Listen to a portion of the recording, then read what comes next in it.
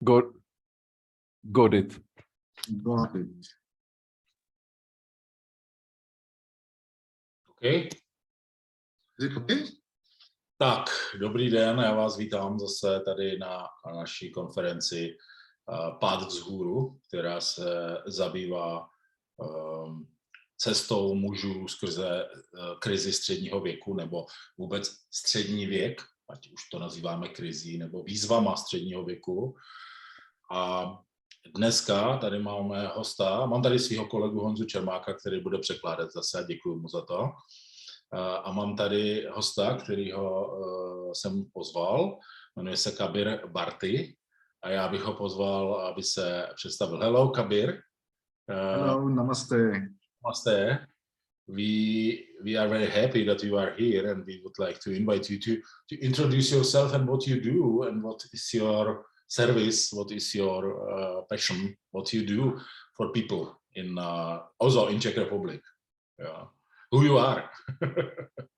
Well, I'm just a common man, and whatever I learned from my life during my meditation practice in ashram and the yoga practice, I'm trying to just share it with the friends as a form of course, but I like to bring my vision, my understanding about the yoga, and I like to speak my truth.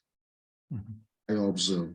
It's not really a stereotype most of the time, but I'm very excited and without fear I speak. I will translate. Czech Republic people are liking it, so I'm happy. Okay. Takže Khabir o sobě říká, že je normální muž, který díky meditaci a józe v ašramu se něco naučil a sdílí to se svými přáteli skrze kurzy. A sdílí vlastně tu moudrost, kterou se naučil. A i když to často není v souladu se stereotypy, které někteří z nás mají, tak vlastně říká, že to sdílí beze strachu, otevřeně. Thank you. So you teach yoga and meditation and that's true? I teach yoga, I teach meditations, and I teach some therapy work related to painting and the body, and some different approaches which I'm trying to bring it from the India, which I was practicing for the human development, mentally and physically both. Takže Zdeněk se vlastně ptal Khabira, čím se zavírá jogou, meditací, ale taky vlastně dělá terapeutickou práci, která je spjatá s tělem a vlastně snaží se z Indie přinášet praxe, které sám vlastně vykonával, které jsou v oblasti rozvoje nás, lidí, ať už v oblasti rozvoje ducha, anebo v oblasti rozvoje těla. We are big fans and big practitioners of holistic approaches to human development. So thank you very much that you are joining us in Czech Republic and you live in Czech Republic now. Takže děkuji moc. My jsme velký fanoušci i praktikující vlastně holistických přístupů k rozvoji člověka, takže děkuji za to, že Khabir tady v České republice žije a učí tady vlastně. So we go to the issue of middle age of men. How do you see and how do you perceive or how do you relate to this journey of man in the middle age from physical, emotional, mental, spiritual, social level from your perspective? Well, I would say as a meditator, as an observer of everything, I also start observing when I was going through midlife crisis. Well, I think before it was looking negative, but I feel it's more positive than negative. It's not a crisis, it's a blessing. it's a new opening toward the spirituality. It's an opening to the new dimension of human life. I would say. So, Khabir, I will translate them. yeah, please, the please, words. sorry. Khabir vlastně říká, že je pozorovatelem věcí, které se dějí okolo něj, takže on si sám vlastně začal uvědomovat to, co my jsme nazvali krizí středního věku, nicméně spíše než krizi to vnímá jako požehnání, jako vlastně nový začátek nebo otevření nějaké nové fáze jeho vztahu ke spiritualitě. Takže to vnímá spíš jako příležitost. Exactly. As I always teach to my students in yoga, that if you want to find the answer of something, you must go very deep into it's a root that it's coming from. Because if you don't heal the root or you don't understand the root, you cannot understand the whole tree. Mm-hmm. So even this word midlife crisis is already describing a lot. It's a middle crisis, basically. Mm-hmm. So midlife is 50s if we consider the human age is 100. Mm-hmm. But now I consider the human age is not 100, it's around 80. Mm-hmm. So we have to go a little bit backward, like 40s or 35 around this time. Mm-hmm. And this is the time when we start realizing that something is changing and something we have to accept. And the whole problem is starting that we are not accepting the change. And it's all about accepting. Mm-hmm. But yes, it takes time. That's what I'm saying. Mm-hmm. So I will translate. Khabir, vlastně lidi, které vede, kteří k ním chodí cvičit jogu, tak jim vlastně říká, že pokud chcete znát odpověď na nějakou otázku, tak musíte jít hluboko v té otázce. Vlastně ke kořenu té otázky. Takže když chcete chápat celý strom, tak musíte znát i vlastně jeho kořeny. A vlastně to slovo krize středního věku, nebo krize, teď mi to vypadlo v češtině, Zdenku, krize středního života, krize středního věku. Krize středního věku vlastně už to hodně popisuje. Jedna rovina je krize, ale pak je vlastně, že to je střed našeho života a my to tak nějak můžeme přisuzovat, že se to týká jakoby 50, když je nám okolo 50 a přes 50, ale protože žijeme tak zhruba 80 let, tak možná je to spíš 35, 40. A vlastně v tomhletom věku my si můžeme všimnout toho, že se něco mění v nás. A tuhletu změnu my vlastně potřebujeme přijmout.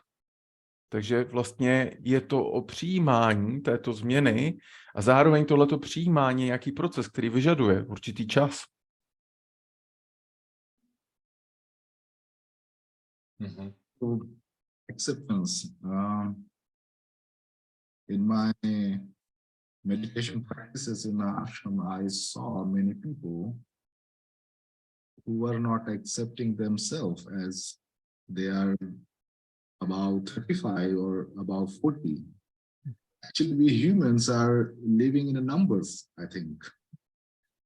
That 19, 18, that teen change when 20 comes, and 20 is all about trying new things, enjoying life, making new friends. And the 30 is observation, like where I'm going. Mm-hmm. Going in the right direction, or I'm still hanging around with the same pattern. And recently, I attained a birthday in Czech Republic, and my friend, he turned 40.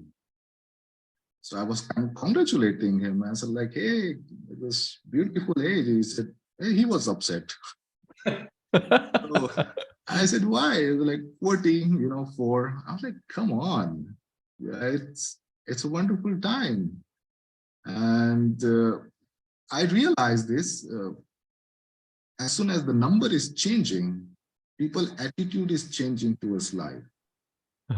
They are feeling depressed, or they are looking a little bit excited towards the new journey. But most of the people, I saw that they are a little bit unhappy with this change. So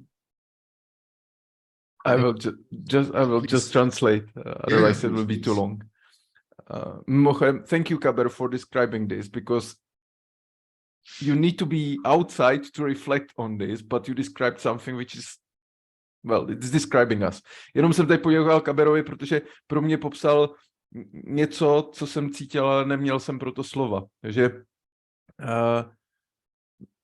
my lidé žijeme tak trochu, nebo řídí náš život čísla. Když je nám 20, tak 20 je prostě o ochutnávání a vychutnávání života, potkávání nových lidí, zkoušení nových věcí. 30 je vlastně věk pozorování, kdy my vlastně se jako díváme a možná se potkáváme s otázkou, jdu správným směrem, když žiju svůj život tímhletím způsobem. No a 40, Khabir říkal, že vlastně jednu svému příteli gratuloval k tomu, že mu bylo 40, ale on vypadal naštvaně. A vlastně určitý věk v nás spouští nadšení a jako ochutnávání, nebo nadšení ze života, a některý věk vlastně, některá číslovka u našeho věku v nás spíš spouští depresi. A ta 40 je spíš ten čas, kdy to spouští nějakou depresi.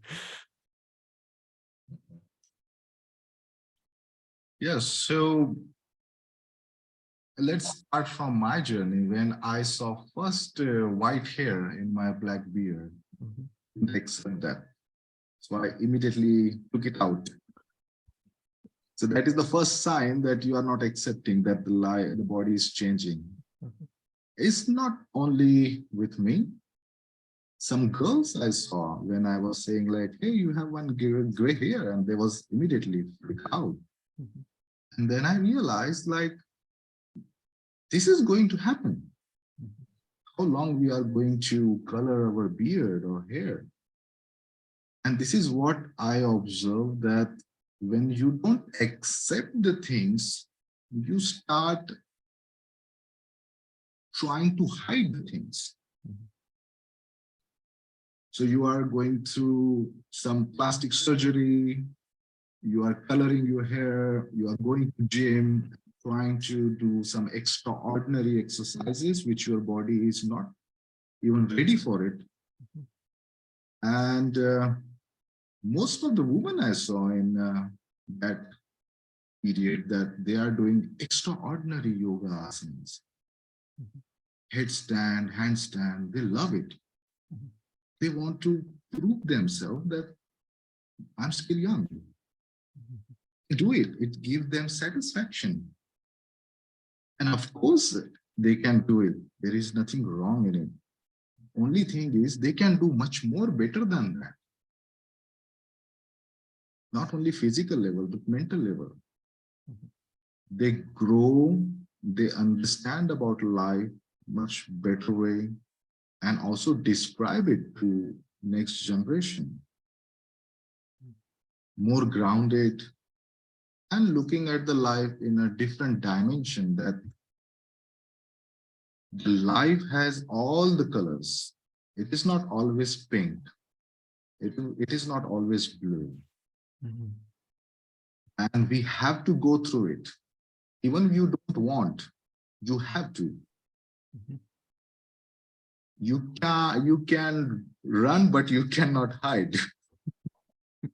So let's face it, but face it with a grace, face it with a smile and enjoy this all colors. Yes. Takže Khabir říkal, že když našel první vous, šedivý vous ve svém v černém plnovousu do té doby, tak se ho vytrhnul. A všimnul si, že to dělají nejenom muži, že to dělali jenom, ale viděl i ženy, které to dělají. Takže našli šedivý vlas a ho vytrhli, a nebo si ho nabarvili. To je spíš ta ženská cesta často. A vlastně tato změna je změna, která se vlastně děje. Ale zároveň, my když se s ní začínáme potkávat, tak vlastně spíš začínáme nějakým způsobem skrývat tu změnu před ostatními, ale do určité míry i před sebou. Jo, barvíme si vlasy, chodíme víc do posilovny nebo víc cvičíme, začínáme cvičit jako nové cviky, které jsme vlastně do té doby necvičili, někdo si nechá udělat plastiku a všechno tohle my vlastně v určité rovině děláme, abychom dokázali sami sobě, že jsme stále mladí. Ale my můžeme dokázat mnohem víc, pokud tuhletu změnu přijmeme. Pokud vlastně přijmeme, že ten život je barevnější, že nemusí být jenom růžový anebo modrý, ale že přijmeme, že vlastně má různé barvy a my můžeme vlastně skrze tohleto přijetí nějakým způsobem vyrůst. A zároveň my můžeme vlastně tuhletu informaci o tom, že ten svět a život je barevnější, tak můžeme sdílet s dalšími lidmi a můžeme jim vlastně jakoby ukazovat, že svět je mnohobarevné místo. A té změně my nemůžeme utéct. Můžeme se jí snažit utéct, můžeme se snažit jí skrývat, ale vlastně ta změna se uděje tak jako tak. Takže možná ten způsob je vlastně tu změnu s grácí, s elegancí a s úsměvem na tváři přijmout. Beautiful. Yes. Yes. Well, Yeah. yes, please. Yeah, I have one question, which is connected to yoga and hormonal changes, because what I see is, and I reflect that there is many hormonal changes happening in men, which is not reflected, and there is also in a fight in men with this hormonal, that men become a little bit more sensitive also in this age, or more compassionate, and they don't know how to work with the stereotype of hard man, and the feelings and the feelings, emotions, and how to integrate together. So I will translate myself. Já říkám, že se ptám na otázku, jak yoga vlastně jako může být užitečná pro muže, ale taky na hormonální změny, které se dějí mužů vlastně jako v tomhle věku, kde mužů začne víc cítit a prožívat, a i vlastně ta feminní složka v nich se začne probouzet a dochází tam k vnitřnímu konfliktu mezi s tím stereotypem o tvrdým, prostě vše zvládající muži a vlastně vnímavým, vztahovým, citlivým jako vlastně prožívání. Takže Yes, this is the time when body is changing, when the hormones are changing. The male and female both are full of hormones, especially testosterone and estrogen, and they will drop. After 40s, the testosterone will go down. Only thing we can do with the help of doctors, with the help of exercise, we can maintain the level that it should not drop dramatically down, because it is important for man. But the fact is, it will go down, and it has to go down, I feel, somehow, because more testosterone is taking you in more physical activity, more musculine. A little bit drop of this testosterone, make you a little calmer, bringing you more to the spirituality, towards the softer, towards the feminine side of the man. And that's how, if you see that all the Hindu gods in India, they don't have beard, they don't have mustache. It doesn't mean that they are not a man. Actually, this is the symbolic pictures that they have reached their feminine quality. They understand their softness. That's why the ancient people was not painting them with the mustache and beard. Mm-hmm. And if you meet some people who are very high in spirituality, you will see them that they speak very feminine. Their voice is very softer. And it's a good quality. But yes, this quality comes with practice, comes with understanding, and also comes with age. I would always saying to people that when you are in 20s, enjoy the youth. When you are 30s, observe where the journey is going. And when you are 40s, you must know that I am arriving on the right platform. This is very important. Otherwise, we will get lost. Because we are on the station, but we don't know which station we are standing on. And this is, most of the people are confused, and I saw them that they are just trying to fill that gap with the different things. Okay. I didn't get the part when you said that in the 40s, you are at split. Yeah, in the place, like in the 40s, we must know that which place we are, which place we are now. I mean, something very profound, something very concrete. Not like the 20s, like, I don't know what I want to become. Okay. 40 is the age when you know, like, yes, this is, I want it. Thank you for this. Takže vlastně Khabir říká, že tělo se změní okolo té 40, vlastně to, co se děje, že úroveň testosteronu, kterou my muži máme, tak přirozeně klesá. Skrze cvičení a skrze vlastně třeba nějakou lékařskou podporu lze tady ten pokles buď zastavit, anebo zmírnit, ale i když se to snažíme udělat, tak se to prostě stane. A možná je vlastně my potřebujeme, aby se to stalo. Protože to, že vlastně se sníží ta hladina našeho testosteronu, tak my se sklidníme a vlastně otevírá se pro nás, pro muže, cesta ke spiritualitě. Otevírá se cesta vlastně k obejmutí ženské složky v nás.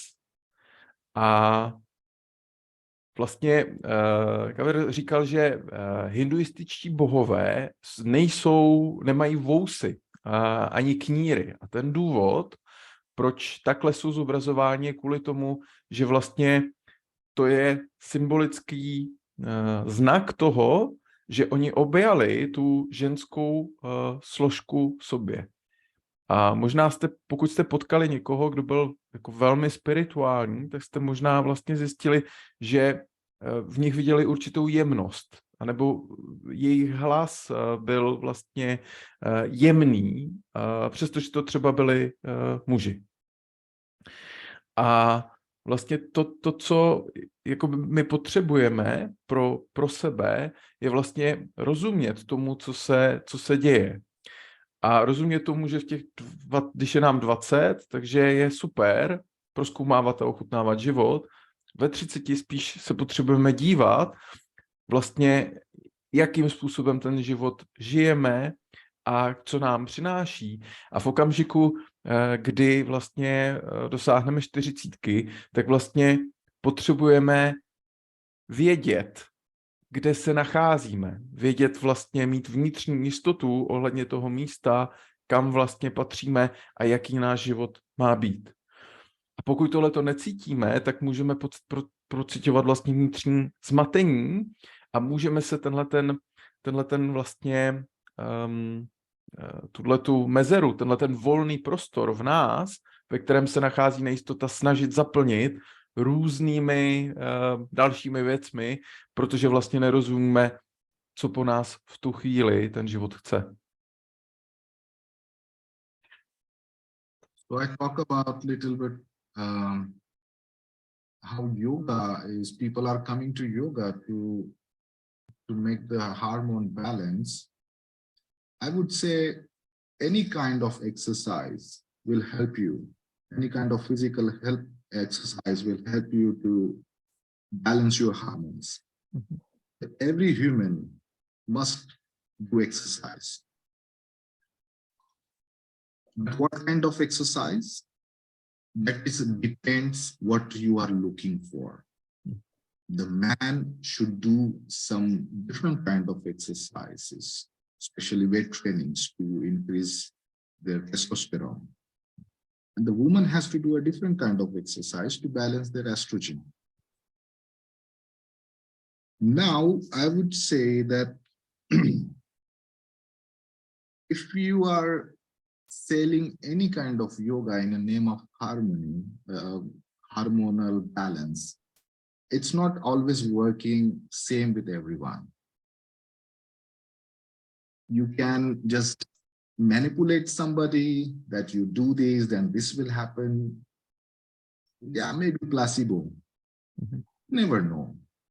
Some people feel good about it. Some people, I was asking them, they said like nothing changed. So we all are unique. We need to understand our uniqueness, especially with yoga and some other exercises. And I would say here, yoga is not only about exercise, it's like a complete transformation. It's not only the physical body, but your mental, and after that, higher, the spiritual, which we say, now you cross the physical layer as well, cross the mental layer as well. To reach that point, you have to go through this, all the layers. Be physical and be extremely physical. Be mental, be absolutely mental. Later on, when some new door is opening, just welcome that door. Like, yes, now I cross this layer, now I have to go to another layer. A vlastně lidé, kteří přichází cvičit jógu, a vlastně každé fyzické cvičení vlastně může přinést určitou rovnováhu v našem těle, může nám vlastně pomoci s hormony. A zároveň my jsme každý trošku jiný.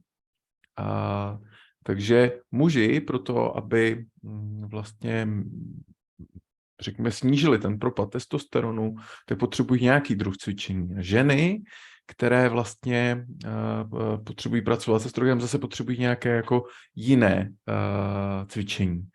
A vlastně my potřebujeme respektovat tady tu unikátnost nás samých a unikátnost vlastně našich potřeb, protože pro některé lidi, řekněme, nějaký placebo efekt, to znamená, že jim někdo řekne, dělejte tohle a to vám pomůže, tak pro některé funguje.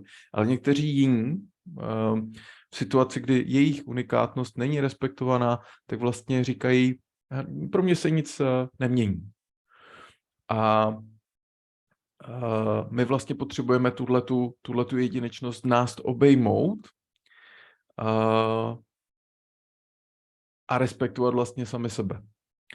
A potom pro mě vlastně Khabir řekl jednu důležitou věc, kterou já vnímám, a je to trošku o příběhu jógy, že jóga není jenom fyzické cvičení, ale jóga je vlastně cesta k transformaci.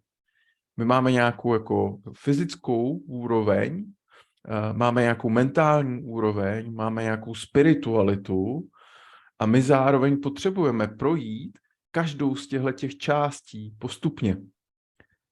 V okamžiku, kdy vlastně nějakým způsobem překročíme tu fyzickou část v nás, tak se dostáváme do té mentální. A potom, když zvládneme tuhletu mentální, tak vlastně se posouváme do té spirituální. A my vlastně ne, že potřebujeme, ale ono se to nedá přeskočit. My musíme projít těmi jednotlivými úrovněmi, aby jsme se posunuli do té další, která je za ní. Yes, yes. And Honzo, jestli mi teď přeložíš, prosím, to bude lepší. I would like to share a little bit of my story. Little, yeah. Because I was playing ice hockey from my 4 years old. My house was just front of the ice hockey stadium. Wow. And it was complex training, complex. Like you can play football, basketball, tennis, exercise, jumping, like skating, cooperating, very, very, very competent, like in a body. Yeah, but the trainers was přetěžovat, jak se řekne přetěžovat. Putting too much stress or pressure. Us. Didn't have a vision of balance through the sport. Yeah, so many my co-players after 20 years of playing have lots of physical problems, lots of. So I'm tuning myself and my body for at least 20 years already. I'm 48 now, and I was also in China 1 year practicing Tai Chi and Qigong, and I was in Pune and in many other places in India practicing many kind of things. And I really, my body is now in the good stuff, but it's still influenced by this. And I also exercise with iron. I also box once per week. But I also go for yoga for once per week, and I absolutely agree what Khabir says with this complexity. I can compare really what is yoga bringing into my own nervous system and my own integrity, and what brings iron and what brings box. It have different gifts, yeah. But the yoga have one very special gift, which nothing have for me. And this is because I'm meditating for 20 years already. Yeah, so there is also some meditative quality already. And I recognize that after yoga session, I always feel more coherent in all levels, more coherent instinctively, emotionally, mentally, and I have a much better connection with the soul, soul light, soul energy, because I am coherent, I am connected after yoga session. Yeah, and balanced. I feel balanced. I don't feel extreme. I go for box. I go little bit to the extreme. I exercise with iron. I go a little bit into the extreme. I know what this extreme is from ice hockey. Yeah, but yoga is bringing to me. It's like living in adequate pendulum, we can say. I'm trauma therapist, so it's like adequate extremes, not extremes. It's like adequate balancing, yeah, not like stiff balance, like which some people could see yoga like stiff, but more like fluent balance, but adequate. So I can be like progressive. I can be a little bit regressive. I can be emotional. I can be silence, but in an adequate way. Yeah. So this is like what bringing yoga to me, to my own system, in comparing of many another experiences with the body things. So I will let Jan to translate myself. Takže Zdeněk teď sdílel část svého životního příběhu. Vlastně ve 4 letech začal hrát hokej, zimní stadion byl naproti jejich domu přes ulici. A vlastně lední hokej a trénování na lední hokej byl velmi jako komplexní. Jo, to nebylo jenom o čase na ledě, ale bylo tam jako posilování, běhání, hraní tenisu, prostě mnoha různých vlastně fyzických aktivit. A vlastně to, co viděl, jak to pociťoval, je, že vlastně chyběla rovnováha v tom. A spousta jeho spoluhráčů po 20 letech hraní hokeje vlastně měla spoustu různých vlastně fyzických neduhů, bolestí, zranění a vlastně potom Zdeněk se vydal na cestu, byl v Indii, cvičil tai chi v Číně, vlastně dneska a vlastně ochutnával různé věci. Dneska chodí boxovat, chodí do posilovny, ale zároveň chodí taky na jógu a vlastně vnímá, jaké různé dary jsou těch jednotlivých vlastně druhů cvičení. A vlastně jóga má pro Zdeňka unikátní dar. A ten vlastně unikátní dar je dar koherentnosti, nějaké jakoby integrity, celistvosti, kterou vlastně jóga přináší. A týká se to emočního prožívání, týká se to fyzické stránky, týká se to jakoby mentální roviny, protože Zdeněk se potom cítí vlastně víc ve spojení sám se sebou, více vyvážený, více vlastně ve svém středu a tady to jóga vlastně přináší určitou rovnováhu, která je zbavená extrému. Není pevná, není to prostě, že jsme ve svém středu pevně, ale je to vlastně nějaká jako dynamická rovnováha, která je přiměřená vlastně situaci. Takže umožňuje vlastně reagovat na tu situaci, ale zároveň nějaké jako přiměřené míře. A tohle je něco, co Zdeněk říkal, že je vlastně pro něj unikátní dar jógy a něco, co vlastně třeba posilování anebo boxování vlastně nenachází. Yeah, here with this topic I will talk about yoga, that how some yoga teachers are also teaching yoga in a wrong way. They are using this term that the stiffness is a weakness. That, oh, your body is stiff means you are weak. No, that's not true. So they said flexibility, all the time flexibility. That is also not good. It should be in the balance. The muscles should not be so stiff, should not be too flexible, should be balanced. And this is what I learned from the greatest teacher of all the time, the Buddha, the Gautama Buddha. Two things which transform my life is acceptance and balance. And this I always use in my life. I don't go to any extreme, because any extreme will bring it to the another extreme. It's like a pendulum. When pendulum reach its last stage, it bounces back to the another end. So people who are more physical, they go to the another extreme, definitely. So we have to understand the balance. That not any extreme I would say is not good. So my students, when they come to me, they immediately jump into the vegan food. Like, I don't want to eat meat, I don't want to eat milk product, that's it. Stop this extreme. Eat, which is important. But don't let your body under the nutrition. Ask to the doctors, ask to your dietitian. But don't hurt yourself in the name of yoga and spirituality. Hurting a body is not a spiritual act. The body is the base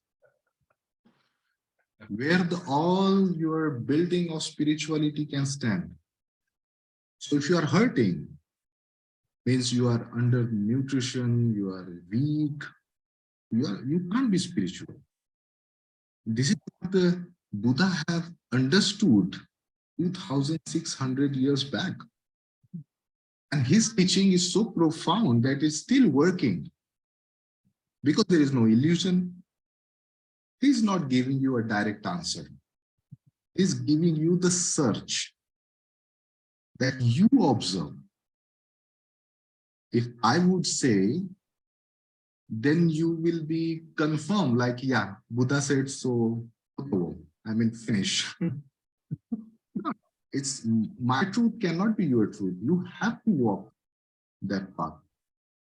And walking that path is difficult. We are a lazy generation. I always say that we are a lazy generation. We want quick answer. We want ready-made answer. And that's how we fall in a trap of the spiritual gurus. Because gurus are saying, I know, come to me, subscribe me.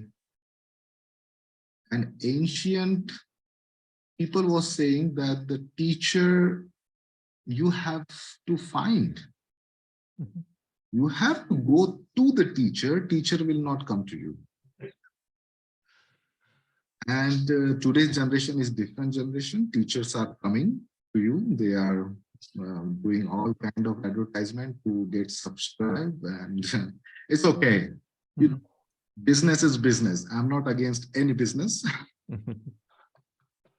I want that the awareness should arise, and out of the awareness, you can recognize what is good for you, what is not good for you.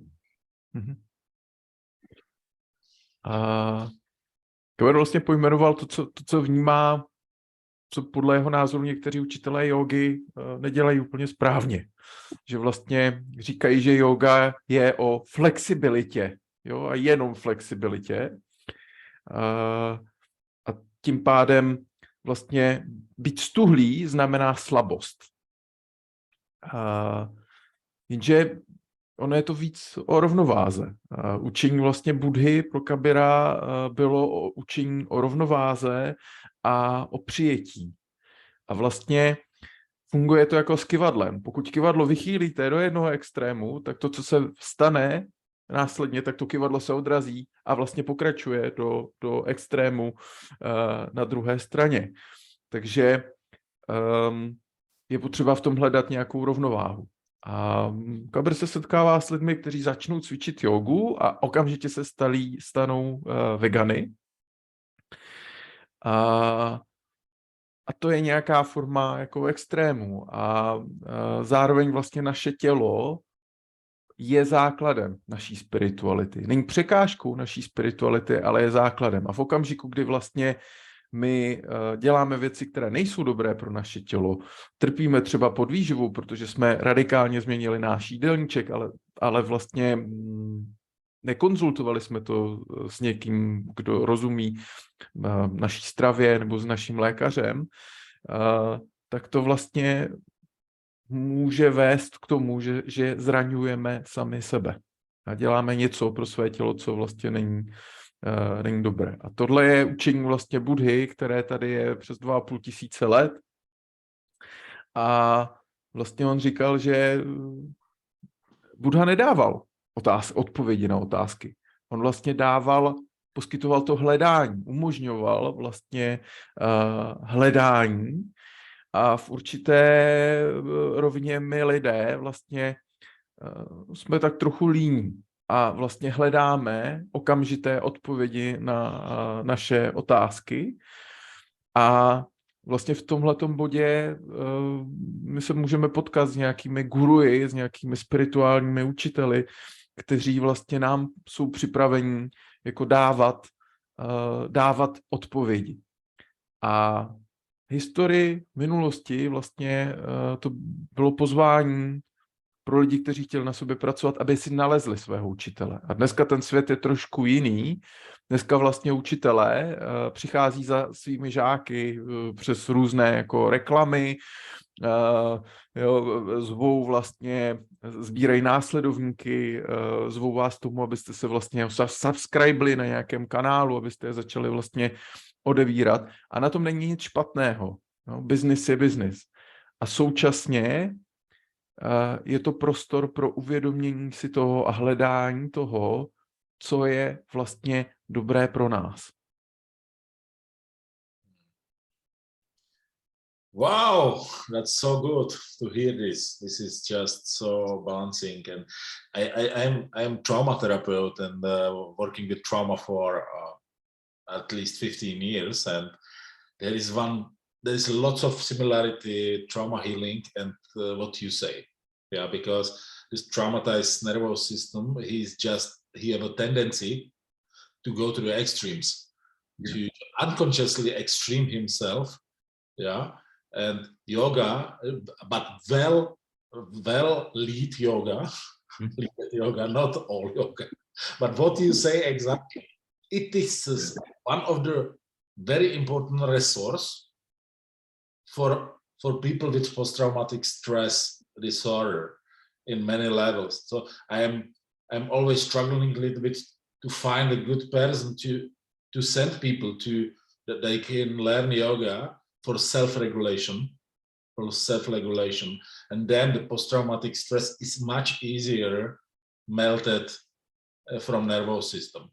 So exactly how you speak, this is just the principle of post-traumatic symptoms in the nervous system. This extreme reactions, balancing or freezing, and this post-traumatic stress symptoms, which is many, but well lead yoga is like, and meditatively and mindfully, softly and individually also, it's like this uniqueness, you say this uniqueness, it's like so rare, and so important, because many people in Western society have at least 4 traumatic experiences from childhood. Yeah, yes. Already researched by scientists that this is like this. so yoga, well, lead yoga is a gift, and so thank you for this voice. I'm much more happy. I'm very happy that we invite you to hear this here. Thank you. Yoga industry. It's like yoga industry, yeah, true. Industry.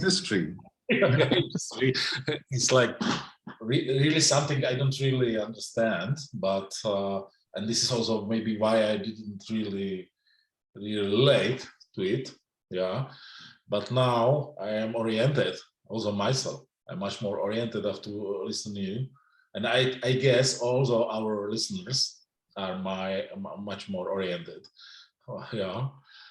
Já říkám, že já pracuji s traumatem a vlastně studuju trauma, prošel jsem výcvikama v oblasti léčení traumatu a vlastně to, co Khabir říká, tak velice souzní vlastně s tím, jak se chová trauma v našem nervovém systému.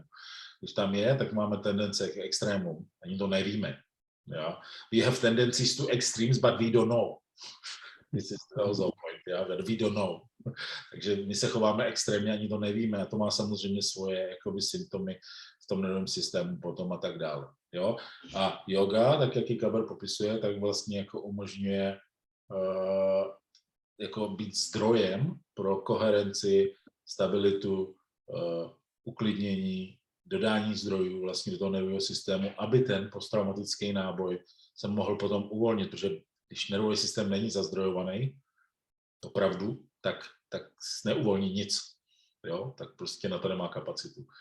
Takže jsem chtěl poděkovat Khabirovi za to, že přináší tuhletu moudrost i do toho yoga industry, který tady je vlastně i v České republice, kterým jsem nikdy pořádně neporozuměl vlastně, co to jako je. Jo? A tady vlastně to, co Khabir říká, tak je podle mě velice zdravý, jako ten správný, jako a i původní jako přístup k józe. Takže díky za to. So, our time is a little bit finished. if you have something to say, Khabir, and I feel we can talk for hours. Yeah. Of course. I guess this is not the last. This is not the last talk. I definitely would like to do more. But if you have something on your heart, what you would like to share on the end of our talk, then here is the place. Říkám, že tady Khabir, jakože bychom mohli hodiny. Jestli Khabir má ještě něco na srdci, co bych chtěl teď nakonec říct, tak teď je tady ten prostor. Well, with this conversation, the last thing which I would share and what I learned from my spiritual journey, that choose easy path. Easy is the best, and easiness is right, and easiness is my busyness. Basically, the mind always like complicated things. That's why it's going to extreme. When you give a mind something easy, mind is saying, oh, it's too boring, it's okay. But we have to learn that easiness is beautiful. Why we have to go to something difficult? Even in India, the temple which is close to home, nobody go there. But the temple, the same God, which is highest into the mountain, everybody goes there.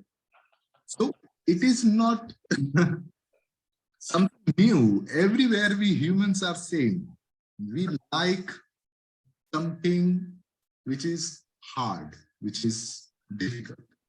So we have to train ourselves to find out easiness, and easiness is the right thing in the life. We have to just calm down a little bit, come into the balance, enjoy life, enjoy its beauty. And with this midlife crisis topic, I would say to the all men, this is the time of awakening. Accept, don't run away. Accept that the life is not always going to be here. It's going to be finished. You are in the middle. So don't repeat the same mistake and go towards something which you are always looking for. Some more balance, some more harmony in life, the good quality friends around, a good time with the family and friends, a balanced exercise, and the things which you always wanted to do, like traveling or doing something for yourself. And it's a full time.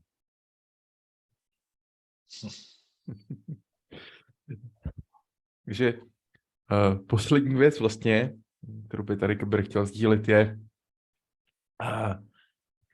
vybírejte si ve svém životě snadnou cestu. Naše mysl vlastně, když se potká s něčím, co je snadný, jednoduchý, tak se snaží věci začít komplikovat. Protože to je moc jako nudný. Ale vlastně ta jednoduchost je krásná. A v Indii je to vlastně podobné. Lidé do toho chrámu, který mají přes ulici, tam nikdo nechodí. Všichni lidé chodí do toho chrámu, který je někde daleko, vysoko nahoře. A vlastně mysl pro nás ty věci dělá složité. A my vlastně potřebujeme trénovat sami sebe, abychom byli schopni přijmout tu jednoduchou a krásnou cestu. A potřebujeme se vlastně v určité míře stišit sami sebe. A v tom tématu krize středního věku vzkaz pro muže je, že to je čas probuzení. Čas, kdy vlastně potřebujeme přijmout tu změnu a přestat od ní utíkat. Přijmout, že život jednou skončí. A když jsme teda v tom prostředku našeho života, tak vlastně pojďme neopakovat ty chyby, které jsme dělali doteďka. Najdeme v sobě víc rovnováhy, víc harmonie. Pojďme trávit čas s našimi přáteli, s naší rodinou a pojďme dělat věci, které jsme vždycky chtěli dělat. I am very grateful that you come and to create the time to share with us your essence. I really feel grateful now. Thank you. Thank you. Yeah. Thank you for inviting me. I had a great time. Thank you, Jan. Thank you, Khabir. Thank you, Khabir. And you will find the link to Khabir page and Khabir activities in Czech Republic or anywhere below this webinar.